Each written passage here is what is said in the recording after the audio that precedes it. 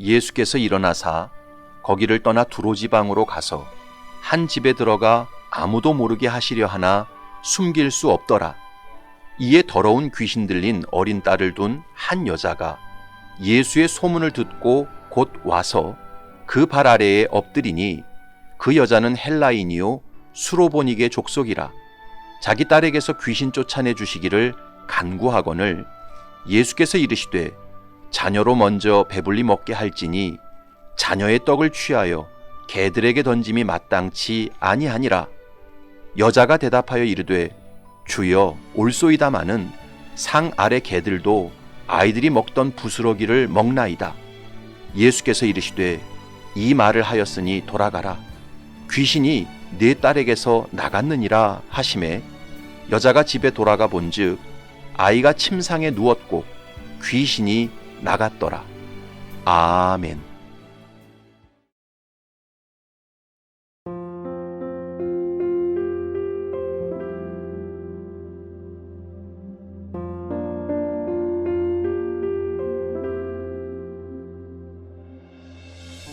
마케도냐의 알렉산더 대왕이 전쟁에서 승리하고 신하들에게 땅을 나누어 줄 때 있었던 일입니다.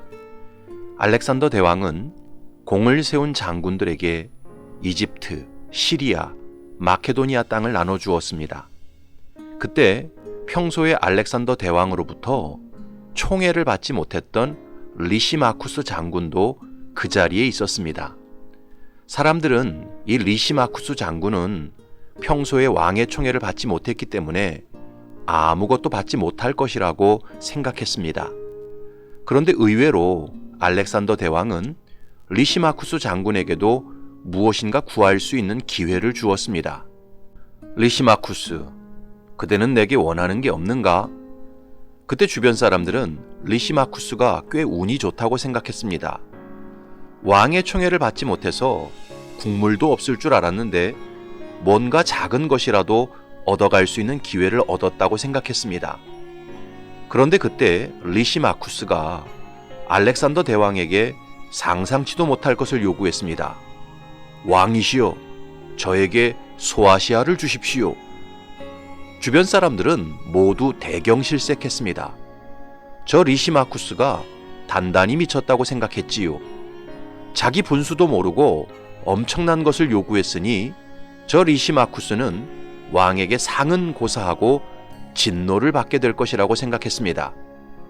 그런데 의외의 상황이 벌어졌습니다. 알렉산더 대왕이 리시마쿠스에게 다시 물었습니다. 리시마쿠스, 자네는 내가 자네에게 소아시아를 줄 수 있다고 생각하는가? 그때 리시마쿠스가 이렇게 대답을 했습니다. 예, 저는 대왕님께서 얼마든지 제게 소아시아를 줄 수 있는 크신 분이라고 믿습니다. 그러자 알렉산더 대왕이 크게 웃으면서 이렇게 말했답니다. 자네가 나를 그렇게 큰 사람으로 믿는다는데 내 어찌 자네에게 소아시아를 주지 못하겠는가? 그리고는 진짜로 소아시아 땅을 리시마쿠스에게 줬다고 합니다. 여러분, 일개 황제도 신하가 자기를 어떤 황제로 믿어주느냐, 그 믿음의 크기에 따라서 상을 다르게 준다면 온 세상의 구원자이신 예수님 역시 우리가 예수님을 어떤 분으로 믿느냐, 그 믿음의 크기에 따라서 능력과 역사를 다르게 베푸시지 않겠습니까? 오늘 본문에 나오는 수로보니게 여인은 예수님을 보통 사람으로 믿지 않았습니다.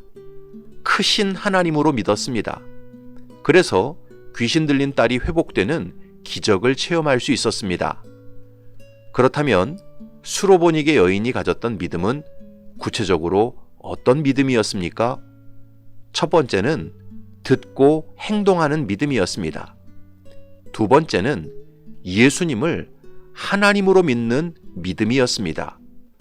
25절과 26절을 보면 이에 더러운 귀신 들린 어린 딸을 둔 한 여자가 예수의 소문을 듣고 곧 와서 그 발 아래에 엎드리니 그 여자는 헬라인이요 수로보니게 족속이라. 자기 딸에게서 귀신 쫓아내 주시기를 간구하거늘. 수로보니게 여인은 예수님 앞에 나와 그 발 아래에 엎드렸습니다. 그리고 자기 딸에게서 귀신을 내쫓아달라고 간구했습니다. 그런데 여기 엎드렸다는 말은 헬라어로 프로스핍토라는 단어인데 그 의미는 황제 앞에서 자신을 완전히 땅바닥에 낮추는 행동을 의미합니다. 오늘 본문과 동일한 사건을 기록한 마태복음 15장에 보면 이 수로보니게 여인은 예수님을 만나기 전에 이렇게 소리질러 외쳤습니다. 가나안 여자 하나가 그 지경에서 나와서 소리질러 이르되 주 다윗의 자손이여 나를 불쌍히 여기소서 내 딸이 흉악하게 귀신 들렸나이다 하되 여자가 와서 예수께 절하며 이르되 주여 저를 도우소서. 수로보니게 여인은 예수님을 바라볼 때 뛰어난 의원이나 탁월한 주술사 정도로 바라보지 않았습니다. 수로보니게 여인은 예수님을 바라볼 때 주 다윗의 자손으로 바라보았고 이스라엘 백성들이 기다리던 메시아로 바라보았습니다. 황제보다 더 뛰어난 구원자로 바라보았습니다. 한마디로 수로보니게 여인은 예수님을 하나님으로 믿었습니다. 그래서 예수님으로 인해 딸에게 붙은 귀신이 떠나가는 초자연적인 기적을 체험할 수 있었습니다.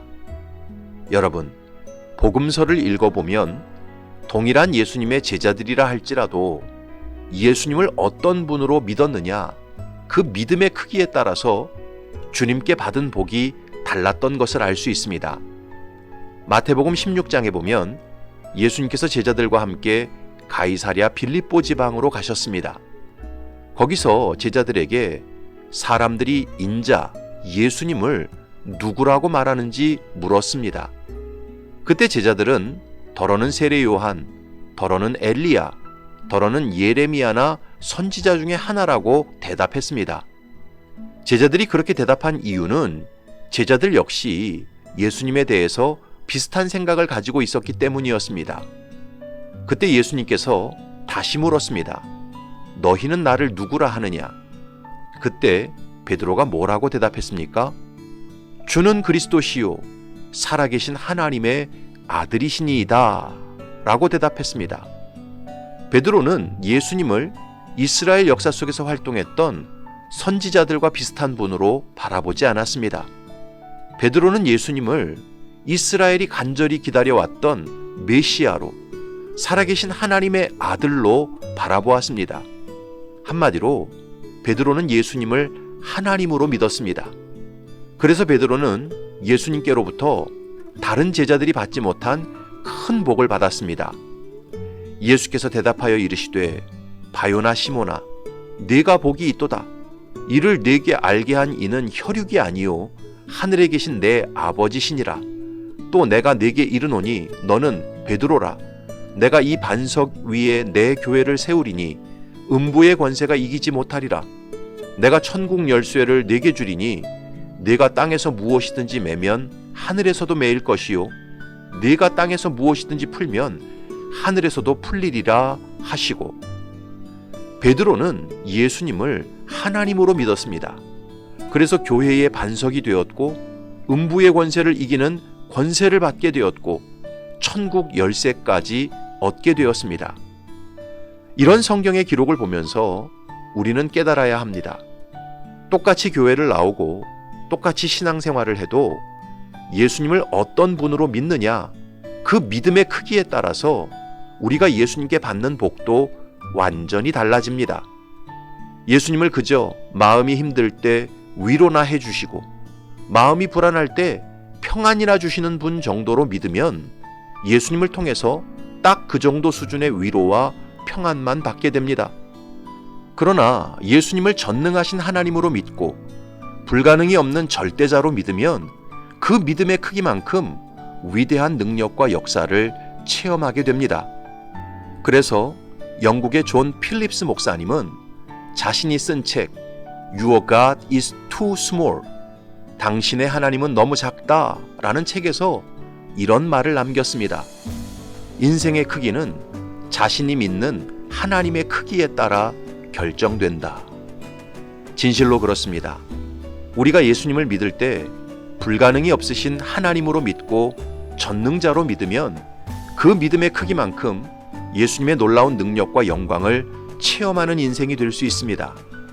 그러나 예수님을 믿을 때 그저 작은 문제나 해결해 주시고 감정의 상처나 치료해 주시는 분으로 믿으면 그 믿음의 크기만큼 작은 능력과 역사만 체험하는 인생이 될 수밖에 없습니다. 바라기는 저와 여러분들이 기왕 예수님을 믿는 것, 수로보니게 여인처럼 예수님을 전능한 하나님으로 믿기 바랍니다.